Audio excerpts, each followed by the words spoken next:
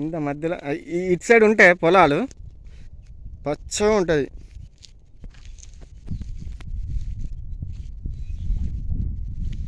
మీనాజ్పేట correct 5 కిలోమీటర్లు ఎక్కించాలి. Nallagunta మీనాజ్పేట Kishtapur village. మనం ఇట్లా కూడా పోవచ్చు లింగారావు. దీక్షకుంటాను ఏ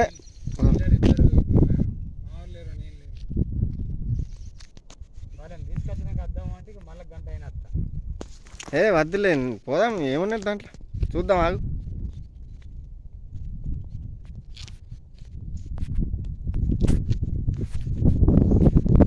ఇంతకుముందు ఉడుము పోయింది చూసినావా?